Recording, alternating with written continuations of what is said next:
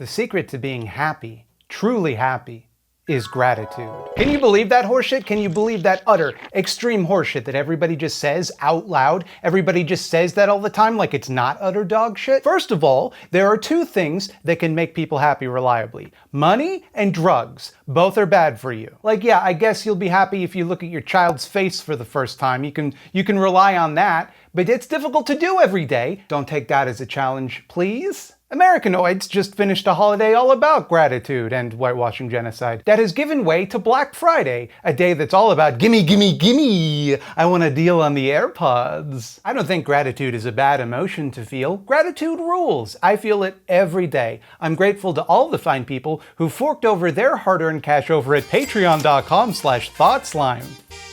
I'd be grateful if you liked and subscribed, but I think there's a narrative that has emerged around gratitude, which is quite dangerous. The idea being that actively practicing gratitude is both the morally correct thing to do and the key to lasting happiness. And how convenient is that? That the moral thing to do also has enormous benefits for you personally, don't you think? And I don't know, maybe it does. Maybe it does make you happier. Who knows? Brene Brown seems to think so. I like Brene Brown. I don't know nothing. I'm not a happiness expert, but I do think this narrative is used to enforce a particular form of toxic positivity. The destructive urge to think and encourage other people to think in excessively positive terms. Well, what's wrong with looking on the bright side, you grumpo? Not everything is doom and gloom all the time. Yeah, fair, but sometimes things do feel bad. That's a normal part of life. Sometimes things go wrong, and some things cause you pain or distress. It actually doesn't do people any good to tell them to be grateful for what they have when they complain about something genuinely going wrong in their life.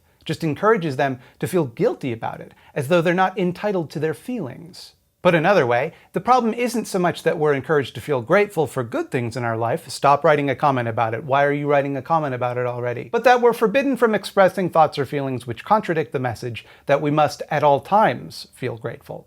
Because if you got things good enough to be grateful, then why you want to change anything, right? Kind of functions as a way to shame people for wanting anything to be different than it already is. Perhaps that's why it's very popular as a talking point among the crustier of the right-wing dinosaur men that lumber through the discourse, trampling all before them in their eternal march towards oblivion. You can't be a happy person if you aren't grateful, and you can't be a good person if you aren't grateful. Grateful people aren't angry, and they don't see themselves as victims. There's room for gratitude there, even if it's a broken machine. It's not one that's completely devastated, and it's not absolutely hell-bent at every second on your misery and destruction. And it easily could be, because many societies are like that. And so the fact that we happen to live in one that isn't corrupt beyond imagining is something to be eternally grateful for. Now, it's easy to see how this narrative is toxic when evil people use it, when villains use it to hurt you nefariously. This is coming out a little black and white. What I'm trying to say is when the forces of darkness unleash this corruption upon the innocent, like Dracula or Skeletor would do. However, it's not like this is a predominantly right-wing narrative. This is very much the purview of self-help new agey types as well. The people who buy pink salt lamps, not because they necessarily believe that those lamps actually do anything all that special, but just because it makes them feel better to imagine that it does. Like if you told them, hey, those lamps don't do nothing, they'd be like, shut up, I don't care. I'm not talking about the people that would argue that the lamp does work. That's a different category of doofus, but both are people who engage with goop. People who hear the name goop and think, here comes some good ideas for me to listen to. And if this person tells me to shove something into my human vagina, not for pleasure, but to mystically improve my vagina somehow, then that's a reasonable thing to do. So right now I'm starting to see that this script is kind of all over the place, and I do want to get it back on track, but first I do have to read the description for the Goop exclusive wellness egg. You're probably familiar with this egg. It's a jade egg that you slam up your cooter. That's a sentence I wrote down and expected myself to be able to read out later. This egg made the rounds on social media. Everybody had a good laugh about the cooter egg. I don't know if the word cooter is offensive. If it is, I halfway apologize. I don't meaningfully apologize. The egg itself may be made of jade, but its description, well, that's pure gold, baby. Yoni eggs harness the power of energy work, crystal healing, and a Kegel-like physical practice. By which they mean, it's like doing Kegels, except instead of doing them with nothing for free, you do it with their magic egg for lots of money. Insert the egg into your vagina and feel the connection with your body by squeezing and releasing the egg. Whoa, slow down there, Goop. What am I, a gynecologist? You're gonna have to break this down for me. How exactly do I use this egg? More on how to use. Step 1. Wash your egg with soap and water. After, place it in hot, i.e. recently boiled water, for about 10 minutes. Let it cool. Oh, thanks, Goop, for explaining what hot water is, and also for explaining that I should not take a piece of rock directly out of boiling water and put it into my vagina. Step 2. Gently insert the egg into your vagina like you would a tampon. Well, thanks again, Goop. No way I could have made the connection between inserting something into my vagina and a tampon on my own. Work your pelvic floor and feel the connection with your body by squeezing and releasing the egg. You might begin with a 10 to 15 minute session if comfortable. Build up a practice if it brings joy and well-being to you. Your Honor, my client clearly said in the instructions to only use the egg if it brings you well-being. And the plaintiff used the egg when it did not provide well-being. They were not abiding by the instructions outlined on the webpage. I move to dismiss. Until next time, clean your egg after use and before using again. Keep it in or on a space that is sacred to you or has good vibes. Yeah, either or. Those are the same thing. And you're telling me that I can get all of this for just, let me see here. According to this, is $66 US. Don't worry though, if you can't afford it right now, but you need the egg because your vagina's energy is all kinds of fucked up, you can make 4 easy, interest-free payments of $16.50 with Afterpay. Late fees may apply. Item is non-returnable, please. Stop sending us back the eggs. Goop is bad, is my point. But they're not conservative. Conservatives certainly wouldn't market something as good for vaginas. They hate vaginas. And here's some shit Goop published about gratitude from How to Feel Truly Grateful by Cynthia Bourgiault. When something manifestly good and generous happens, it is natural to respond with gratitude. But, in a way, the very naturalness of this response has its downside, for it appears to confirm the notion that gratitude is a response. It is evoked by a prior action. And it is exactly this notion that the great spiritual teachers of all traditions have consistently challenged. And precisely in this challenge lies our freedom. Yes, it's easy to be grateful when something good has been done for you, although, sadly, even this healthy human response seems increasingly under challenge nowadays in our escalating culture of entitlement and victimhood. But have you ever thought about gratitude not as a response, but as a force in its own right? An initiating and healing energy that is not dependent on external circumstances, but is rather an innate power of the human soul? When understood and wielded in this fashion, it has the power to liberate us from our own self-imposed prisons of self-pity and envy, and to actually change the energy fields and hence the outcome of our circumstances.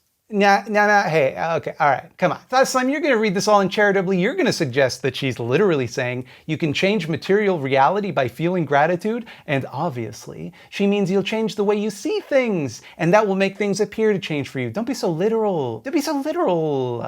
You know what? Fair enough. I can be a little dismissive sometimes. So let's move forward with the spirit of generosity as we read the very next sentence of the article. In plain words, we can actually change our reality by being grateful first, not as a response, but an innate way of being. Oh, well, I don't agree that we can. It's worth noting, though, that when you really boil down what Bourgiault is saying, it's basically that you should meditate. Like you should connect to a feeling of unity with shit, which I wouldn't personally describe as gratitude, but it's certainly not bad advice on its own. I think there's an element of this advice that could be misconstrued. If we're meant to feel grateful irrespective of our circumstances, then you kind of just have to feel it no matter what. And if we interpret gratitude as like thankfulness for things as they are, it's kind of like saying that no matter what things are like, you should never expect to change them.